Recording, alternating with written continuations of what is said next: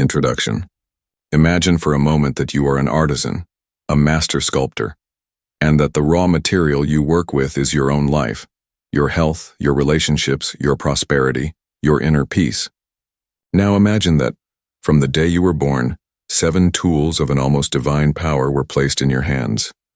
Tools capable of shaping energy, of attracting circumstances, of sculpting reality itself according to the design of your heart. There is only one problem. No one told you that you had these tools. No one taught you how to use them. And most importantly of all, you have been blindfolded. And so, you have spent your life in the workshop of your existence working blindly. With the most powerful tools in the universe in your hands, you have been creating your reality by accident. Sometimes, by pure chance, you hit the clay in the right way and create something beautiful, an unexpected success, a moment of pure joy. But most of the time, your unconscious movements, guided by fear and inherited beliefs, create shapes you didn't want. The sculpture of frustration, the vessel of scarcity, the figure of constant struggle. That feeling you sometimes have that your life is not under your control, that you are a victim of circumstances, is not born of a lack of power. It is born, simply, from a lack of awareness. You have been a blind artisan. This journey you are beginning today is not to give you new tools. The tools are already yours, they always have been. This journey is to take off your blindfold. Together we are going to rediscover and reclaim the 7 powers of your consciousness. The power of your attention to illuminate reality. That of your imagination to draw it. That of your belief to solidify it. That of your emotion to give it life. That of your word to decree it. That of your intuition to guide it, and that of your will to direct it. The soul's workshop has always been open. The clay of your life is waiting. The tools are in your hands. It's time to take off the blindfold and start sculpting with intention. Chapter 1, the first power, attention. You have decided to remove the blindfold. You are now in the silent workshop of your soul, facing the infinite clay of life. You are ready to start sculpting. In your hand, you feel the weight of the first and most fundamental of the 7 tools. It is a tool so familiar, so constantly in use that we often completely underestimate its power. We take it for granted without realizing that it is the source of all creation. This first tool is your attention. We have been conditioned to think of attention as something passive. We pay attention as if it were a coin we hand over. We see it as a simple flashlight we use to illuminate a world that already exists. But this is a deeply limited understanding. The truth is, your attention is not passive.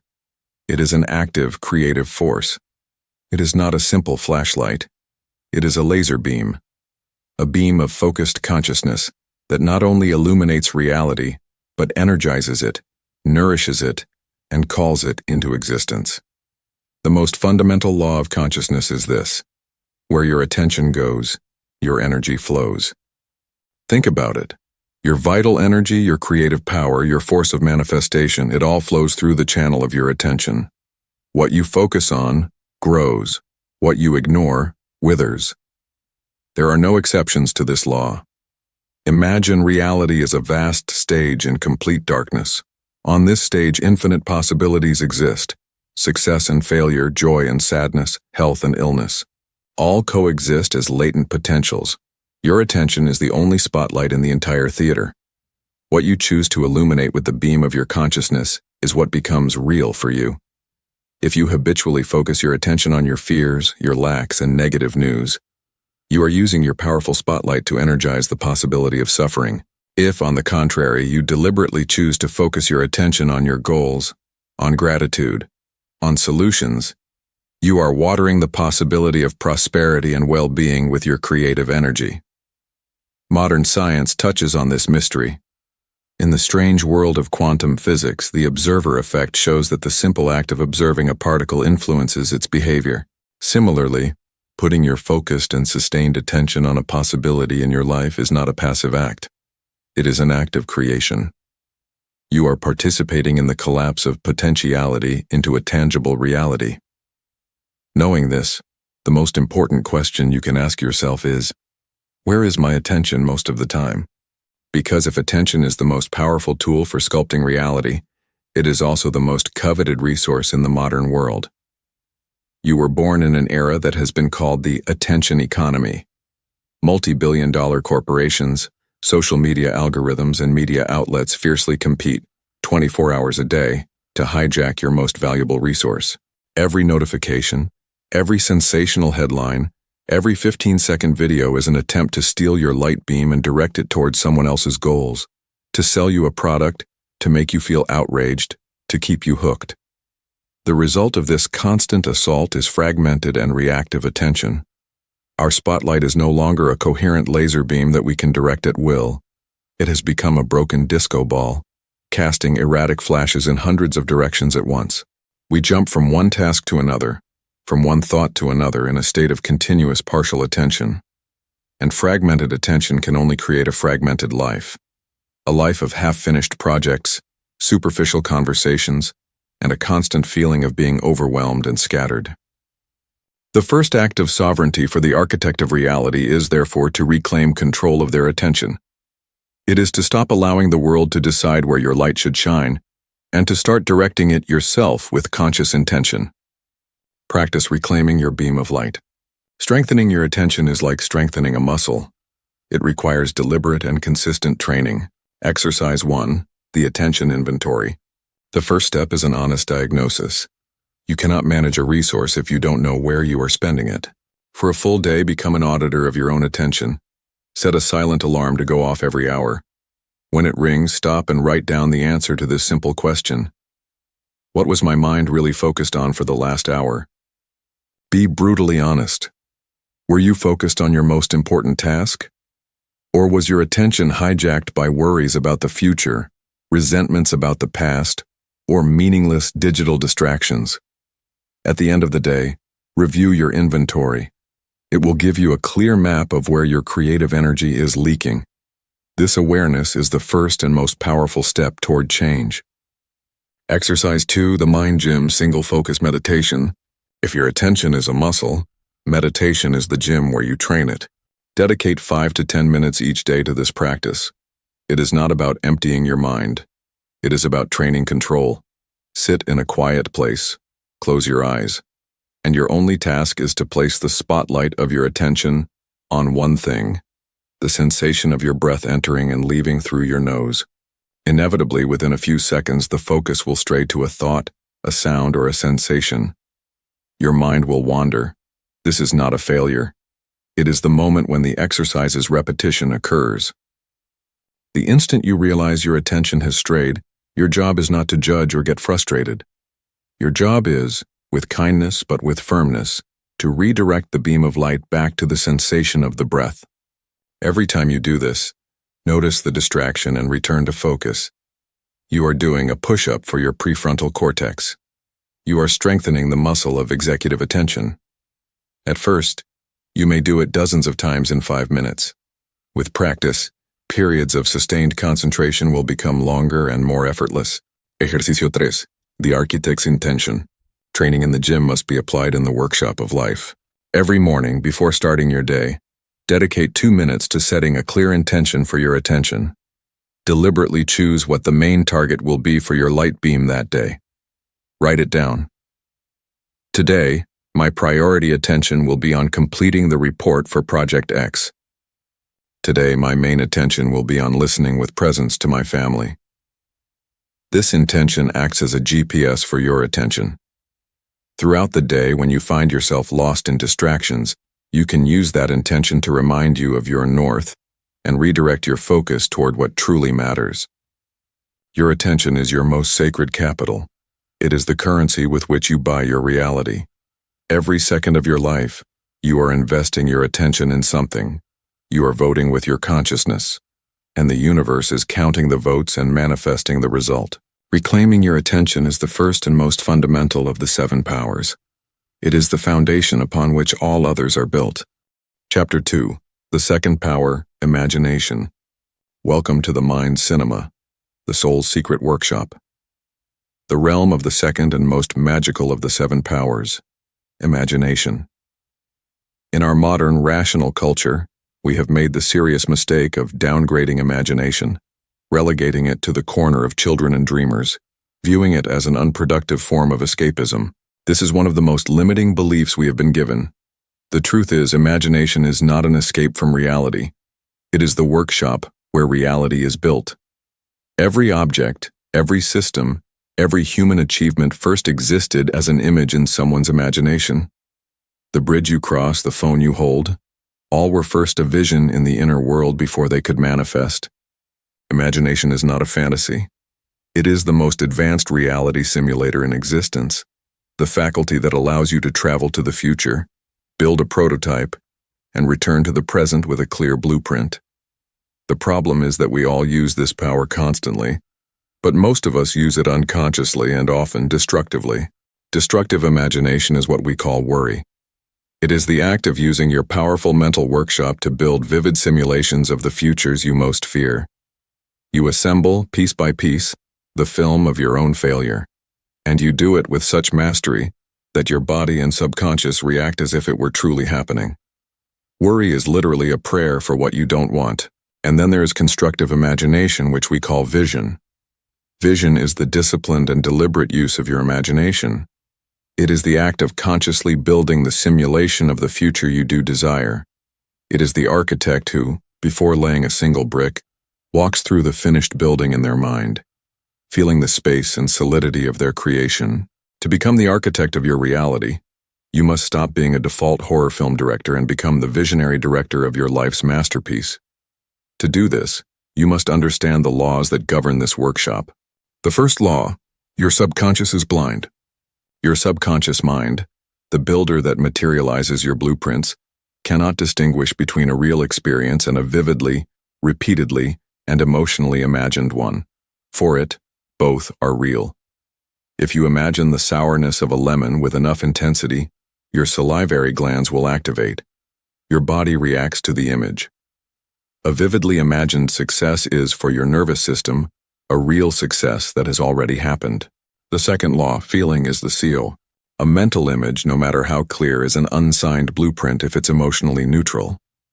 It is the feeling, the emotion, that acts as the seal that tells your subconscious, this is real, this is important, build this.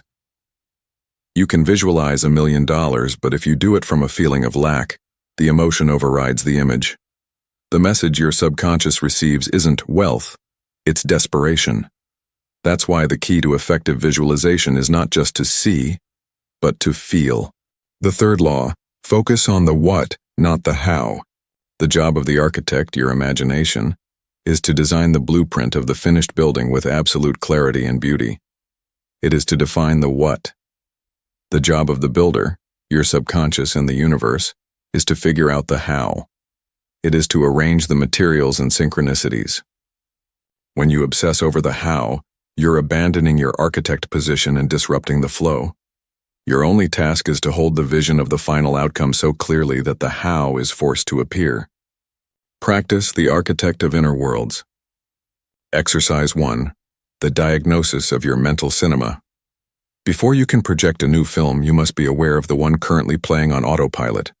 For one day, pay attention to your daydreams, those moments when your mind wanders to the future. In your journal, create 2 columns, worry films and vision films. Each time you catch yourself imagining the future, note which column it belongs to. This exercise will give you a clear view of whether you're using your mental workshop to build your paradise or your own prison. Exercise 2. The vision script. Now let's become deliberate screenwriters. Choose an important goal you want to achieve in the next 6 to 12 months. Your task is to write a brief, 1-paragraph script for the scene that takes place right after you have successfully achieved that goal. Don't write about the struggle to get there. Write about the moment of celebration, relief, and triumph. Use rich sensory language. Describe what you see, hear, and feel. Ejercicio 3 is the 5-minute rehearsal. A script is useless if not rehearsed. Every day for the next week, dedicate 5 uninterrupted minutes to your mental rehearsal. Read your vision script, then close your eyes and project that film onto your mind's screen. Don't watch it as a spectator. Feel it in the first person. Immerse yourself in the sensory details. But above all, immerse yourself in the emotion. Generate the feeling of your wish already fulfilled. By doing this, you're not daydreaming. You are performing the sacred act of creation. You are rehearsing your future until it becomes your present. Your imagination is not an escape from reality. It is its construction workshop. What you build with persistence and feeling in the invisible world of your mind becomes the blueprint that life, your obedient builder, is compelled to manifest in the visible world. Chapter 3. The third power, belief. You now have a clear vision, charged with emotion and sustained by your focused attention. But for the great builder of the universe, your subconscious mind, to begin the work, it needs one last thing. It needs the blueprint to be signed, sealed, and authorized with an unbreakable signature.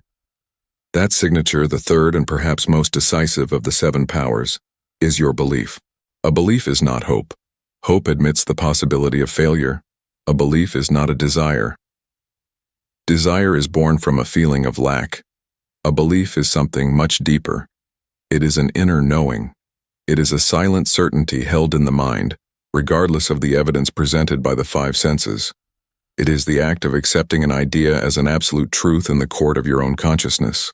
And the moment you accept something as true, your entire universe rearranges itself to reflect that decision. Your belief is not a simple opinion about reality. It is the command you give to reality about how it should be. Because you don't believe what you see what you believe. This principle operates through 2 fundamental and simultaneous mechanisms: belief as a perceptual filter and as a vibrational magnet. Belief as a perceptual filter. Your brain is constantly bombarded by billions of bits of sensory information. To prevent collapse, it has an extraordinary filtering system, a gatekeeper to your consciousness.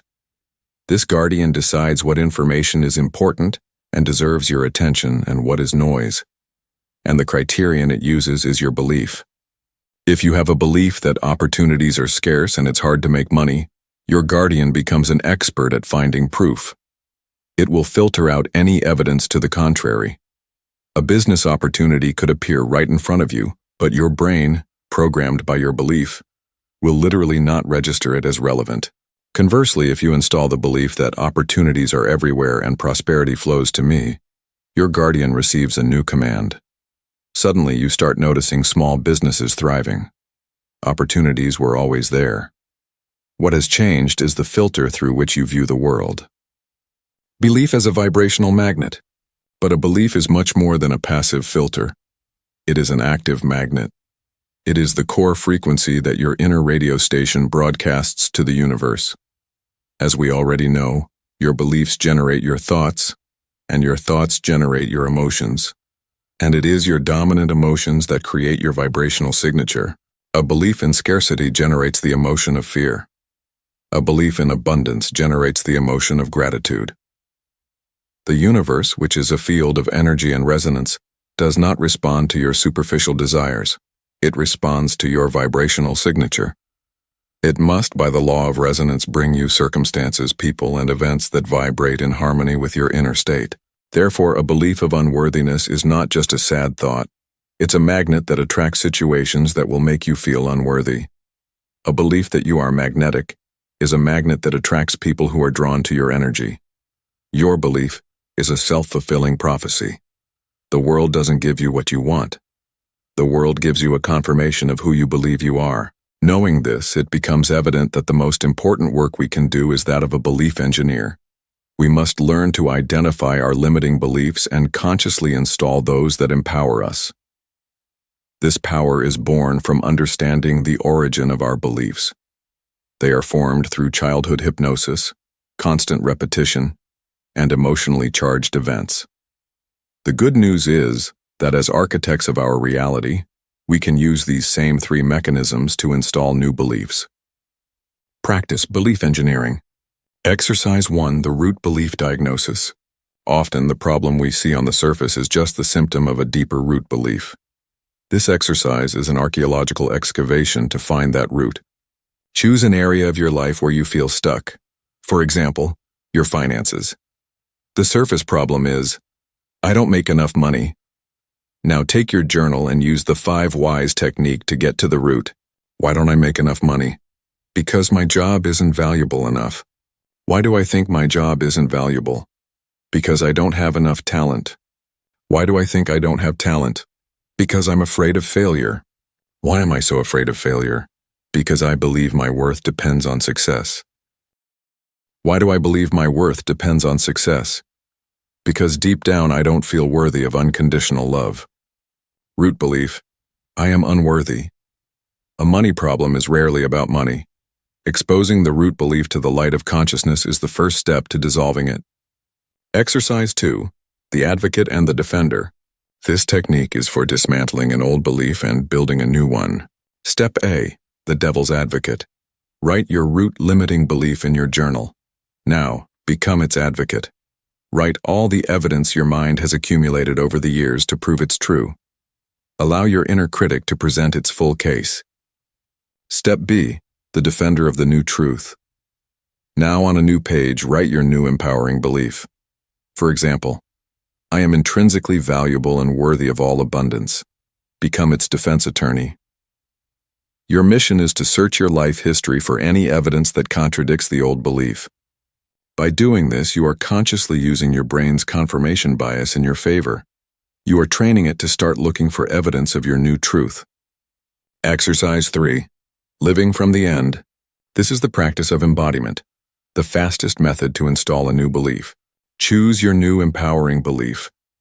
Now for an entire day, commit to acting as if it were already your absolute truth. This is not about big external actions. It's about a subtle change in your being. Constantly ask yourself, how would the version of me who absolutely believes in their own worth walk? How would they talk? How would they make this small decision? Would you respond to that email from fear or from the calm of certainty? Would you walk into that room slumped over or with your back straight? This practice of embodiment is a powerful affirmation in action.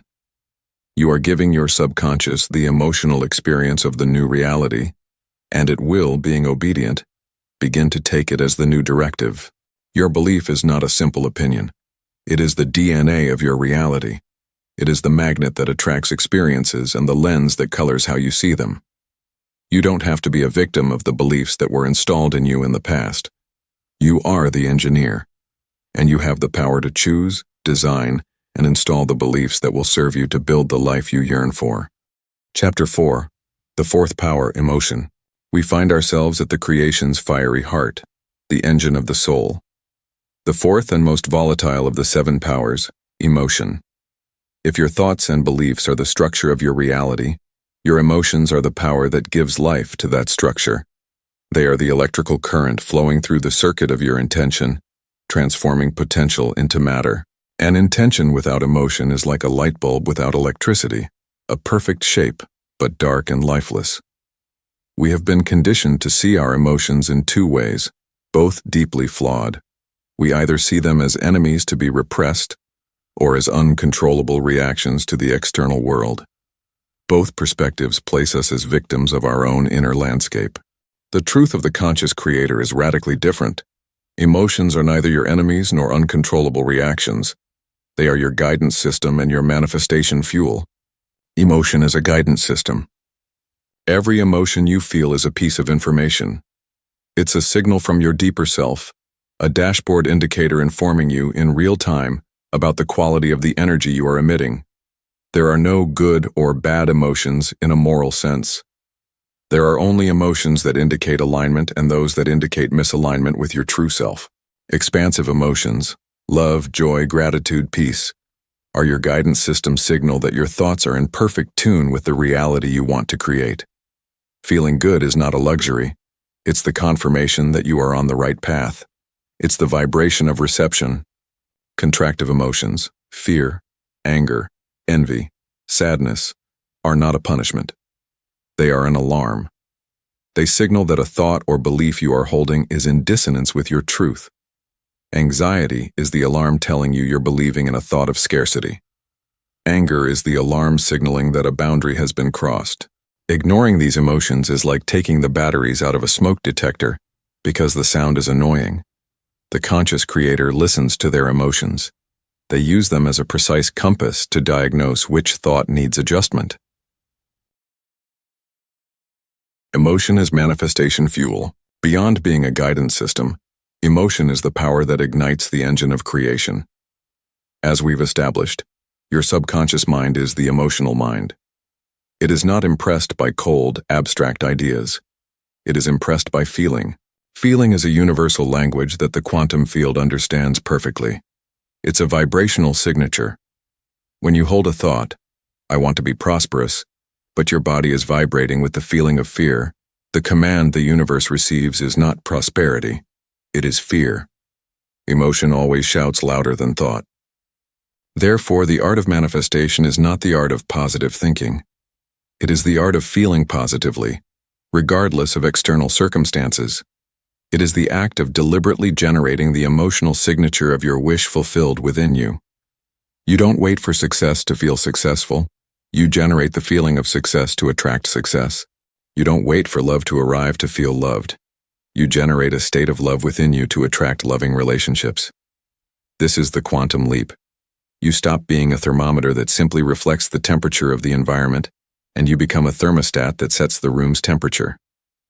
Practice the alchemist of emotions. These exercises are designed to help you move from being a victim of your emotions to becoming the master of your inner state. Exercise 1. The emotional barometer. This is your daily practice to honor your emotions as a guidance system. At the end of each day in your journal, draw a simple timeline of your day. On that line, mark moments when you felt contractive emotions, stress, anger, anxiety. For each of those moments, ask yourself and write down, what thought or belief was I holding just before or during this emotion? Then mark the moments when you felt expansive emotions, joy, calm, gratitude, and ask yourself the same question. This exercise will give you a startling clarity about the direct link between your thoughts and feelings. It will show you from your own experience that it's not situations that make you feel a certain way, but your thoughts about those situations. Exercise 2. The emotional anchoring technique. This is a tool to deliberately generate the emotion you need as fuel. Choose an expansive emotion you want to cultivate, like confidence. Close your eyes. Scan your memory for a moment in your life when you felt unbreakable confidence. Relive that moment. Immerse yourself in the experience. Now, the most important part. Feel the confidence in your body. Where is it located? Is it a feeling of solidity in your chest? At the peak of that emotion, create an anchor. A simple, discrete physical gesture like bringing your thumb and index finger together. Repeat this process several times, associating the anchor with the feeling. You now have a button to access that state. Before an important meeting or when you need a boost, activate your anchor. Your conditioned nervous system will release the chemistry of confidence, changing your state in seconds. Ejercicio 3. The transmutation ritual. You can't repress a contractive emotion. The energy has to go somewhere. The key is not repression, it's transmutation. When you feel a strong negative emotion such as anger or fear, don't fight it. Find a private space. Instead of directing that energy inward, self-criticism, or outward destructively, give it a conscious physical outlet. You can hit a cushion. You can scream into a pillow. You can blast music and dance until you are exhausted. While releasing the energy, hold the intention. I am releasing this stagnant energy from my body to create space for peace. After the physical release, sit in silence for a minute and breathe deeply. You have moved the energy. You have honored the alarm without letting it burn the house down. Your emotions are not your enemies. They are the echo of your thoughts and the fuel of your future. They are the color palette with which you paint the canvas of your life. Learning to be the master of your emotional landscape is to reclaim the artist's brush. Chapter 5. The fifth power, the word. At the heart of almost every great mystical tradition lies a profound truth. The universe was not created from matter, but through a sound, a vibration, a word. The ancient Egyptians believed the god Ptah created the world by simply naming all things. The word was not something that described reality. It was the force that created it. We have forgotten this sacred power. We use words carelessly, as a cheap tool to communicate data. We don't realize that every word we utter, and more importantly, every word we repeat in the silence of our inner dialogue, is a decree. It is a spell. It is a vibration we send to the field of reality, a command that our subconscious and the universe rush to obey. The word is the bridge between the invisible world of intention and the visible world of form. A thought or an image can remain an ethereal potential, but the moment you give that thought a structure through a word, you are anchoring it. You are crystallizing it. You are taking a fluid energy and giving it a definite shape. It is the final act that begins the process of materialization. Understanding this forces us to become incredibly conscious artisans of our language, because most of us use this creative power against ourselves day after day without even realizing it. Words of power versus words of impotence. Your habitual vocabulary is an accurate diagnosis of your state of consciousness and the reality you are creating. There are words that build and words that destroy. Words of impotence are the subtle saboteurs of our creation. They are the words we use by default, programmed into us by a culture of doubt and scarcity. "I'll try" is perhaps the most self-sabotaging word of all. It presupposes the possibility of failure. It is a declaration of non-commitment. The universe doesn't respond to trying. It responds to decisions. "I hope" places power entirely outside of you. It's the passive posture of the victim. It's not an act of creation. It's an act of supplication. "I need" is a declaration of lack. It is the most potent vibration of scarcity. Each time you say "I need," you are strongly affirming your current state of not having. "I should" is the voice of guilt and external obligation. It is an energy of resistance that almost always generates the opposite effect. Words of power, on the other hand, are those born from a consciousness that you are the source, the creator. They are clear, direct, and aligned decrees. Instead of "I'll try," use "I choose" and or "I decide." These words declare your power of choice. Instead of "I hope," use "I know." It's a declaration of faith and certainty. Instead of "I need," use "I am" or "I have." These are declarations of fullness. Instead of "I should," use "I want" or "I am committed to." These words are born from authentic desire and sovereign commitment. And the most powerful declaration of all, the supreme command, is "I am." The two most potent words in human language. Because whatever you put after "I am" becomes a direct command to your subconscious about your identity, and your reality will always conform to the identity you declare yourself to be. If your habitual declaration is "I am clumsy" or "I am always tired," your obedient mind will conspire to give you a reality that confirms that identity. If you begin to declare with feeling and persistence, "I am competent" or "I am vitality," you are forging a new identity, a new blueprint that reality must by law begin to build. Practice the artisan of language. Becoming a master of this power requires conscious vigilance and practice. Exercise 1, the vocabulary audit. For the next 3 days, your mission is to become an auditor of your own words, both spoken and in your inner dialogue. Keep a small log on your phone or in a notebook. Every time you catch yourself using one of the words of impotence, simply make a mark. Don't change anything yet. Don't judge yourself. The only goal is to become aware of how often you use language that weakens you. This diagnosis will show you the source code of your self-sabotaging program. Exercise 2, the conscious replacement. Now that you are aware, you can begin to intervene. For the next week, your practice is to catch and replace. Every time you are about to say "I'll try," pause, breathe, and consciously replace it with "I will do" or "I choose to do." Every time you think "I need more money," stop and replace it with "I choose to attract more abundance into my life," or "I am open to receiving more prosperity." Observe the subtle but immediate shift in your feeling of inner power. Each replacement is an act of real-time reprogramming. You are moving from being a slave to your language to being its master. Exercise 3, the decree journal. This is your workshop for forging your new commands. Every morning, as part of your ritual, dedicate 5 minutes to writing 1 to 3 powerful decrees for your day. They must be in the present tense and use "I am" language. I am a channel of creativity and innovative solutions today. I am a presence of calm and compassion in all my interactions. I am a magnet for perfect opportunities and connections. After writing them, read them aloud with authority and feeling. You are not begging. You are declaring. You are informing the universe of the reality you have chosen to create that day. You are giving your marching orders as the captain of your soul. Your words are not mere sounds. They are the magic wand with which you sculpt the energy of the universe.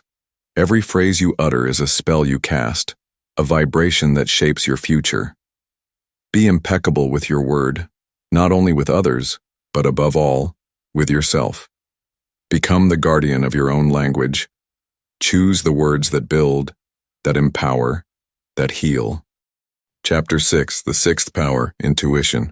Welcome to the sixth and most subtle of the seven powers, the receptive faculty of the soul, the silent compass that guides you through the mystery. Welcome to the power of intuition. We have enthroned the logical mind as the only valid form of intelligence. This tyranny of logic has led us to distrust our intuitive faculty. We have labeled it a gut feeling or magical thinking. This is one of the biggest lies we have told ourselves. Intuition is not illogical, it is supralogical. It is an incredibly advanced and rapid form of intelligence that operates at a speed and scale that leave our conscious mind far behind. To understand it, we must know where it comes from. Intuition has two main sources. The first is your subconscious supercomputer. Your subconscious has recorded every experience of your life. When you face a new situation, your conscious mind can only analyze a few data points. Your subconscious, however, instantly scans its entire database, recognizes subtle patterns, and gives you the conclusion in a fraction of a second. It gives it to you in its own language, a hunch. That feeling of, I know this is right even if I can't explain why, is often the result of a massive, ultra-fast data analysis by your inner genius. The second source of intuition is even deeper. It is your connection to universal intelligence. Your subconscious mind is your access point to the field of consciousness that connects everything. Through this channel, you have the potential to access information beyond the limits of your own personal experience. This is the source of brilliant inspirations, synchronicities, and those inexplicable warnings that save you from danger. The language of intuition is subtle, and we must learn to recognize its different dialects. The most immediate is the body's voice. A true intuitive signal often manifests as a feeling of expansion, an openness in your chest, a sense of lightness. A warning sign, as a contraction, a knot in your stomach. Another dialect is silent certainty, a calm, neutral knowing. And of course, there is the language of symbols, dreams, and synchronicities. The biggest challenge is learning to distinguish true intuition from its imposters, fear and desire. The voice of fear is always loud and anxious. The voice of ego's desire is impatient and attached to the outcome. The voice of intuition is radically different. It is calm, neutral, and detached. It is in no hurry. It guides you toward your growth and wholeness, not necessarily your comfort. Practice tuning your inner antenna. Developing your intuition is like tuning a radio to a very subtle frequency. It requires you to turn down the static and learn to trust the signal. Exercise 1. The Ritual of Silence. This is a non-negotiable practice. You can't hear a whisper in the middle of a rock concert. Dedicate at least 10 minutes every day to absolute stillness. No phone, no music, no books. Your goal is not to achieve anything, but to create an empty space. Silence is the amplifier of intuition. Exercise 2. The Hunches Journal. Trust in your intuition is built with evidence. You must prove to your logical mind that intuition is a reliable guide. Dedicate a section of your journal to being a hunch hunter. Create 3 columns: the hunch, my action, and the outcome. In the first, note any intuitive impulse. In the second, note if you followed it. In the third, note what happened. This journal will create an irrefutable personal database that will teach you to trust your inner guide. Exercise 3. The Question to the Inner Oracle. This is a technique for receiving guidance on a specific problem. Step A. The question. Before a receptive activity like sleeping, formulate a clear question for your inner wisdom. Step B. The handover. Once you've asked, completely let go. Don't try to think of the answer. Step C. The reception. Remain in a state of relaxed alertness. The answer may come as a clear idea upon waking, a phrase you overhear, or a symbolic dream. Step D. The capture. When the answer arrives, write it down immediately. Intuition is often fleeting. Your intuition is your inner compass, your direct connection to the universe's infinite wisdom. Learning to listen to it and trust it is how you move from a worn-out map to having real-time GPS for the cosmos. Chapter 7. The seventh power, the will. You possess an arsenal of almost limitless power. But an arsenal, no matter how formidable, is useless without a general to command the troops. An orchestra, with the world's finest instruments, only produces noise without a conductor to unify the musicians into a symphony. Welcome to the conductor's podium, the general's throne. Welcome to the seventh and supreme power that integrates and directs all the others, the power of will. If the other 6 powers are the ministers of your inner kingdom, the will is the sovereign monarch. It is the central faculty of your consciousness, the CEO of your being. Its function is not to create energy, but to direct it. It is the power of conscious, deliberate, and above all, sustained choice. We have been conditioned to confuse will with brute force, with the act of clenching our teeth and fighting against ourselves. But true will is much more elegant. It is not a sweating soldier in the trench. It is the serene general on the hill, observing the entire battlefield and making strategic decisions. The will, like the orchestra conductor, has 3 fundamental functions. The first function, initiative, the starting gesture. The first function of will is initiative. It is the spark that ignites the engine. It is the conductor's initial gesture that raises the baton and gives the first cue to the orchestra. It is the ability to overcome inertia and old habits to take the first step. You can have the clearest vision, the strongest belief, and the most intense emotion, but if you lack the will of initiative, your creation will remain forever in the realm of potential. Initiative is the bridge between the invisible world of intention and the visible world of action. It is often the most difficult function because it requires the most activation energy. But once you have overcome the initial gravity, the movement becomes easier. The second function, persistence, holding the note. Once the symphony has begun, the second and most crucial function of will is persistence. It is the conductor's ability to keep the entire orchestra playing the same score, measure after measure, despite fatigue or distractions.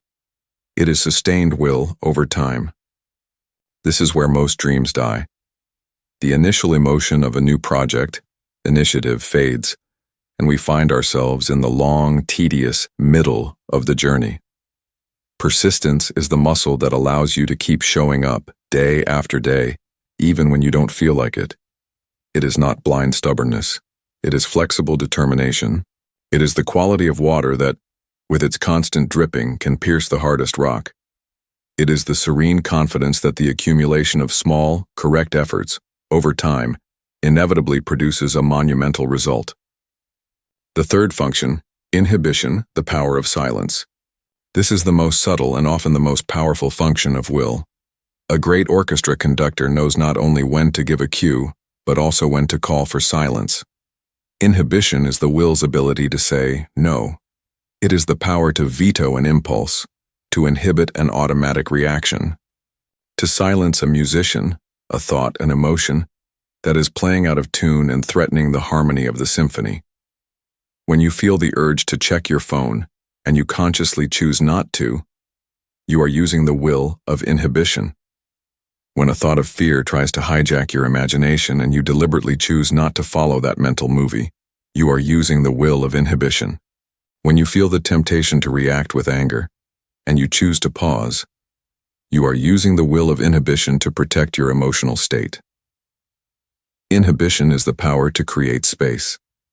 The space between stimulus and response. The space where your freedom and power of choice reside.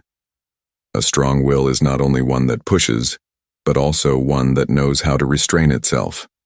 Initiative, persistence, and inhibition. These are the 3 faces of the power of will. Practice the conductor's training. Exercise 1. The initiative muscle, the 5-second rule. Procrastination is the enemy of initiative. This technique, popularized by Mel Robbins, is a short circuit for doubt. The next time you have the intuitive impulse to do something you know is right but your mind starts to resist, you will count down 5, 4, 3, 2, 1. and at 1 you physically move. You don't give your mind a chance to negotiate. This countdown is a launch ritual that interrupts the habit of hesitation and activates the part of your brain responsible for action. Exercise 2, the persistence muscle, the chain counter. Persistence is fed by consistency. This technique turns discipline into a game. Choose a single daily habit that is crucial for your long-term goal. Get a wall calendar and a red marker. Every day you complete your habit, draw a big red X over that day. After a few days you'll have a chain. Your only job from that point on is not to break the chain. This method is powerful because it uses loss aversion. The pain of breaking a 20-day chain is often a stronger motivator than the pleasure of the task itself. Exercise 3. The inhibition muscle, the sacred pause. This is your practice to regain control of your automatic reactions. Identify a stimulus that habitually provokes a negative, impulsive reaction, an email, a person's behavior. The next time you encounter that stimulus, your mission is to introduce a sacred 3-second pause before reacting. In that pause, take a single deep breath. That's it. You don't have to change your response yet. Just introduce the pause. This small act of inhibition is monumental. It breaks the automatic stimulus-response loop. It returns you to your conductor's seat and gives you the option to consciously choose how you want to respond. The 7 powers, attention, imagination, belief, emotion, word, intuition, and will, are not 7 separate forces. They are the 7 notes of the same octave, your own magnificent consciousness. The will is the conductor who unites them into a symphony. Use attention to focus the musicians on the right score. Use imagination to show them the beauty of the finished piece. Use belief to convince them they are capable of playing it. Use emotion to give them the passion to perform it. Use the word to give clear commands. Listen to intuition for the perfect tempo, and with will hold the vision until the final note. Chapter 8. The Synergy of Powers. The Architect's Ritual. You have filled your toolbox. You know the individual power of attention, the measuring tape of consciousness, of imagination, the design software, of belief, the foundation, of emotion, the energy that fuels the work, of the word, the signed contract, of intuition, the site survey, and of will, the master builder. But a set of tools, no matter how fine, do not build a cathedral on their own. The true magic, the power that shapes worlds, is born not from the separate tools, but from their synergy. It is born when the architect, your sovereign consciousness, uses them all in a unified process with a single clear purpose. While each power operates on its own, your life may have moments of brilliance but also of chaos. Your imagination may be designing a palace, while your inner dialogue, the word, is still decreeing that you only deserve a shack. Your will may be trying to build while your emotions, anchored in old wounds, sabotage the foundations. The next and most important step in your mastery is to learn how to align all your powers, to unify them into a single act of deliberate creation. This is achieved through a ritual. A ritual, in this context, is simply a series of actions performed with a sacred and focused intention. It is the act of entering your architect's office each morning, closing the door to the world, and in the silence, designing the day you choose to build. This ritual is the most important meeting of your day. It is the moment you become the cause of your day, rather than a simple effect of its circumstances. The best time for this ritual is in the morning, right after waking, before the world's noise tries to hijack your tools. Below, I present a blueprint for this ritual. It is a 5-phase construction process. I invite you to use it as a base and adapt it to make it your own. The blueprint of creation, a daily ritual. Phase 1. The site survey, activating intuition. The wise architect does not impose their design without first understanding the site. First, they listen. The ritual does not begin with an action, but with a pause. Before you ask, before you decree, before you visualize, sit in silence for 3 to 5 minutes. Close your eyes. Your only task is to listen to the silence that lies behind the noise of your thoughts. In this silence, you activate your 6th power, intuition. Instead of telling the universe what you want, you humbly ask, what is the quality, the energy, the wisdom that needs to be built through me today? Don't look for a verbal answer. Just pay attention to the first feeling that emerges. That sensation is your soul's topographic report. It shows you the most fertile ground to build on today. Phase 2. The design decision, directing the will. Once you have received the site information, it's time for the architect to make a decision. Using your seventh power will, you will take that sensation and turn it into a clear, deliberate design intention for the day. If the feeling that emerged was calm, your design intention might be, today, I will build my day on a foundation of peace. If it was creativity, today, the design of my day will be innovation. Write this intention in your journal. This act of writing is a commitment. It is the conscious decision of what kind of structure you are going to build today. Phase 3, the decree on the blueprint, using the word and belief. With the design decided, you must now put it on the blueprint with authority. Using your fifth power, the word, you will formulate your decree. Transform your intention into a powerful I am affirmation. I am a center of unbreakable peace. I am a channel of unlimited creativity. Repeat your decree aloud or mentally. With each repetition, you invoke your third power, belief. Feel the truth of those words in every cell of your body. You are not hoping to be peace. You are declaring that peace is the fundamental building material of your day. You are signing the blueprint with the authority of your being. Phase 4. The 3D simulation.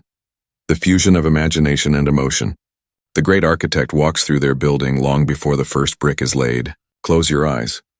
And now use your second power, imagination, to create a brief simulation, a mental movie of your day unfolding in perfect alignment with your decree. Don't focus on specific tasks. Focus on the quality of being. If your intention is peace, visualize yourself navigating a stressful situation with a serene calm and smile. While projecting this film, invoke your fourth power, emotion. Feel the emotion of already being in that finished building. Feel the peace. Feel the joy. Feel the gratitude. This emotion is the energy that fuels your subconscious construction crew. Phase 5. The project's illumination, focusing attention. The ritual concludes with a final act of deliberate creation. Maintaining the emotion of your visualization, use your first power, attention. Imagine that the emotion you feel is a bright light at the center of your blueprint. Now, take that light with the focus of your attention and project it forward, like an architect illuminating a model of their project. You are illuminating the path for the builders. You are setting the vibrational frequency for the hours to come. Practice your architect's office. Exercise 1. Design your personalized ritual. The blueprint above is a template.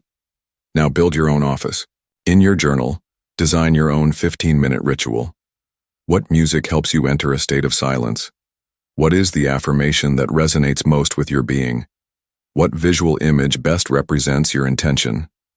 A ritual that comes from your own creativity will always be more powerful. Exercise 2. The 7-day commitment. The power of a ritual lies in its consistency. Your challenge is to perform your architect's ritual every morning for the next 7 days. No excuses. Create a small calendar and mark with an X each day you complete it. Observe the difference in the quality of your days. Compare a day that begins with conscious design with a day that begins with an automatic reaction to the world's chaos. The evidence of your own experience will become your greatest motivation. The 7 powers are not separate tools to be used occasionally. They are the team of a master architect. Your daily ritual is the moment you sit at your design table and, with intention and power, you draw the blueprint of the reality you choose to build. Chapter 9. The Daily Workshop. Mastery of the Everyday. How do you maintain the architect's vision in the chaos of the worksite? How do you prevent the symphony you composed in the morning from being drowned out by the world's cacophony? True mastery is not forged in the tranquility of meditation, but in the grace with which we navigate the chaos of midday. The 7 powers are not concepts to be admired on a pedestal. They are tools to be used in the trenches of everyday life. Your daily life is not a distraction from your inner work. It is the architect's true workshop, the laboratory where your intentions are put to the test and become reality. The goal of this chapter is to give you practical strategies to use your 7 powers as real-time tools, so you can move from being someone who reacts to circumstances to being someone who creates in the midst of them. The 7 Powers in Action, a field manual. Let's look at some common situations and how the conscious artisan uses their tools. Situation 1. The difficult meeting or conflictive conversation. Automatic reaction. Your heart races, your mind becomes defensive, you prepare for battle. You stop listening and start formulating your counterattack. Architect's response. Power 1. Attention. You anchor your attention to your breath, to the feeling of your feet on the floor. You create an anchor of calm. Power 6. Intuition. From that calm, you use your intuition to feel the energy of the room. What is behind the other person's words? You stop reacting to the mask and begin to perceive the essence. Power 5. Word. You choose your words with conscious intent. Instead of the language of accusation, you use the language of self-responsibility. I feel. You don't seek to win, but to understand. Power 7. Will. You use inhibition to not interrupt and create space for the other person to express themselves. You use initiative not to attack, but to propose a bridge or a solution. Situation 2. The creative block or lack of inspiration. Automatic reaction, frustration, self-criticism. I'm not good enough. You try to force a solution with more effort, which only increases the block. Architect's response. Power 2. Imagination, and Power 4. Emotion. Instead of forcing, you surrender. You get up from your chair. For 5 minutes, you do a mental simulation of the successful outcome. You deliberately generate the emotion of satisfaction, pride, or relief. You are changing your vibrational state. Power 3. Belief. You reinforce your belief with an affirmation. I am a channel of creativity. The perfect solution is coming to me now, with ease and grace. Power 6. Intuition. You let go of the problem, you trust. You take a walk or a shower. You create a void so your subconscious can offer the answer. Situation 3. The task overload and stress. Automatic reaction, anxiety, a feeling of being overwhelmed. You try to do everything at once, multitasking, which results in low-quality work and total exhaustion. Architect's response. Power 7. Will. You use the power of decision. You look at your to-do list and choose one and only one task that is the most important. You declare that for now, the others don't exist. Power 1. Attention. You create a fortress against distraction. You put your phone in another room. You close all unnecessary tabs. You dedicate a block of time, perhaps just 25 minutes using the Pomodoro technique, of single-focused, absolute attention to that one task. Power 5. Word. You use a decree to frame the activity. I complete this task with calm, focus, and excellence. Situation 4. The unexpected setback, Murphy's Law. Automatic reaction. Frustration, complaining, blaming circumstances. You enter a negativity loop that ruins the rest of the day. Architect's response. Power 3. Belief. You activate the belief that the obstacle is the way. You know this is not a punishment but a lesson or a redirection. Power 6. Intuition. You ask the alchemist question. What is the hidden opportunity here? What is this teaching me? Power 2. Imagination. You use your imagination to visualize possible creative solutions rather than imagining all the negative consequences. Practice your everyday gym. Exercise 1. The conscious pause. This is your fundamental tool, the reset button that lets you move from reaction to creation. Commit that. Every time you feel a wave of a strong contractive emotion, before speaking or acting, you will introduce a pause. This pause can be as short as a single deep, conscious breath. Inhale counting to 4. Exhale counting to 6. In that brief space of silence, you have interrupted the automatic program. You now have a choice. You can ask yourself, what power can I use here to respond more wisely? Exercise 2. Choose your workout of the day. You can't master all 7 powers at once. Choose one each day. In the morning, as part of your ritual, after setting your intention, choose one of the 7 powers as your main practice for the day. Today, my conscious practice will be attention. Throughout the day, Actively look for opportunities to practice it. Listen more deeply. Focus on a single task. Tomorrow, my practice will be the word. And that day, pay exquisite attention to your language. This approach allows you to deepen each tool one by one until its use becomes natural. Exercise 3, the integration journal. At the end of the day, dedicate 5 minutes to answering this question in your journal. In what moment today did I consciously use one of my 7 powers to transform a situation? What was the situation? Which power did I use? And what was the result? For example, my child was having a tantrum situation. Instead of reacting with anger, I used the power of emotion to cultivate calm within myself before responding. Action. As a result, the situation de-escalated much faster. Result. By logging your victories, you are anchoring the learning and proving to your subconscious that these new strategies work.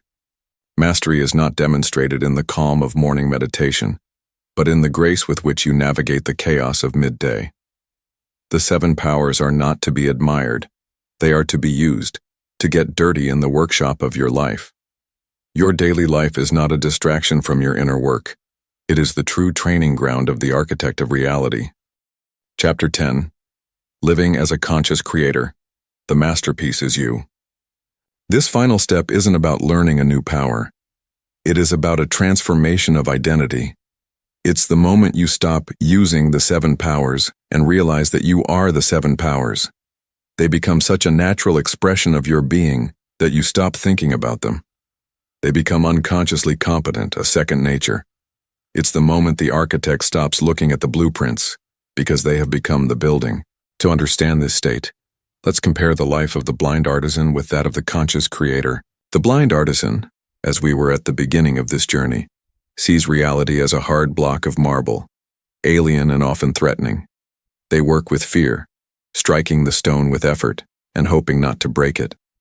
Their tools feel strange and heavy. Every mistake is a catastrophe that ruins the work. Their joy depends entirely on the final result and the approval of others. The conscious creator, on the other hand, sees reality as fluid clay, a collaborative partner in the dance of creation. They know their tools so intimately that they are an extension of their own hands. They don't fight the material. They listen to it, feel its potential, and guide it with serene intention. A mistake isn't a catastrophe, but an unexpected turn in the design that can lead the work to an even more beautiful place. Their joy lies not in the final result, but in the process itself, in the ecstasy of the creative act. Living as a conscious creator transforms your relationship with all aspects of life. Your relationship with time changes. The blind artisan is a slave to Chronos, the time of the clock. They are always in a hurry. The conscious creator lives in Kairos, qualitative time. They know there are times for quick action and times for patient waiting. They understand that a single instant of inspired action is worth more than 100 hours of forced labor. Your relationship with problems is redefined. The blind artisan sees a problem as a flaw that must be eliminated. The conscious creator sees the problem as an interesting feature, a vein in the marble that can become the focal point of the sculpture. They learn the art of transforming obstacles into distinctive traits of their work. And most importantly, your source of satisfaction shifts. The blind artisan seeks external validation. Their work only has value if others applaud it. The conscious creator finds satisfaction in the act of creation itself. The greatest reward is the feeling of alignment, the joy of seeing an inner vision manifest in the external world through their hands. The world's applause is welcome, but no longer necessary. To anchor this new identity, the conscious creator lives by 3 vows, 3 fundamental commitments that guide all their actions. The first vow, the vow of presence. I commit to living in the only moment that exists, the now. I recognize that my power to create can only be exercised on the canvas of the present moment. This vow is the foundation of everything. It is the commitment to keep your attention anchored in the task at hand. Without presence, the other tools lose their power. The second vow, the vow of sovereignty. I commit to being the sole authority in the creation of my reality. I will honor the guidance of my intuition and use my will to make aligned decisions, free from the need for external approval. This is the vow of self-confidence. It is the act of stopping the search for answers outside and fully trusting your own toolkit. It is the recognition that you are the only architect who can design your life. The third vow, the vow of service. I commit that my creation will not be solely for my own benefit, but will serve to add beauty, order, connection, or transformation to the world. I understand that my masterpiece is my gift to the collective. This vow transcends the ego. It is the understanding that the ultimate purpose of becoming a master artisan is not to accumulate beautiful sculptures for yourself, but to enrich the great museum of human experience. It gives your power a purpose beyond yourself. Practice the artist's signature. The final practice is not about learning a new technique. It is about declaring and embodying your new identity. Exercise 1, the Creator's Manifesto. This is your final act of self-definition. Take your journal. On a new page, write your Creator's Manifesto. This document will be your personal constitution, the declaration of your art. It should answer 3 questions. 1. My vision, the work. What is the masterpiece I have come to create with the material of my life? 2. My tools, the mastery. Which of the 7 powers is my natural master tool, and which one am I committed to sharpening from now on? 3. My signature, the legacy.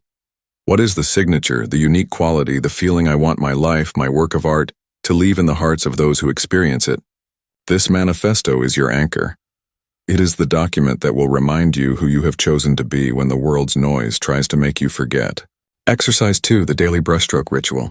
A masterpiece is not created all at once. It is created with thousands of small, deliberate touches. This exercise adapts your morning ritual to your new identity. Every morning after your moment of silence, read your Creator's Manifesto. Then choose a single, small brushstroke you will make that day to advance your work.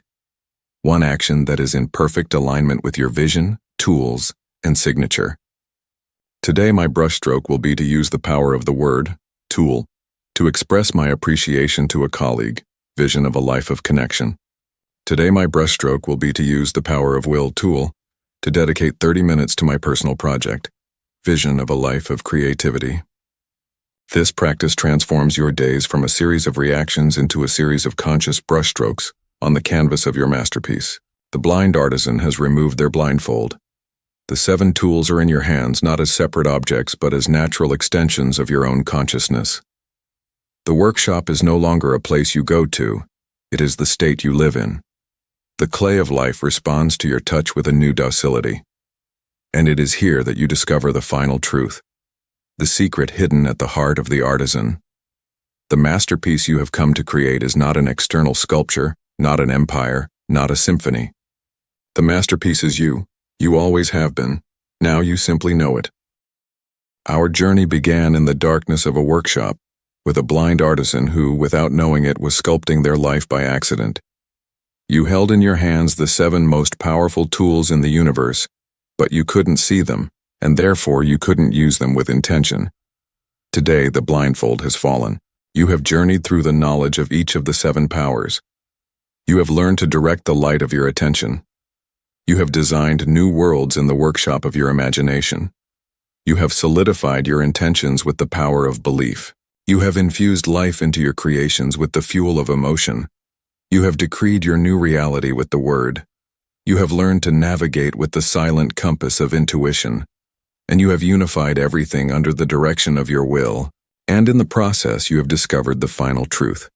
Attention, imagination, belief, emotion, word, intuition, and will are not 7 separate powers.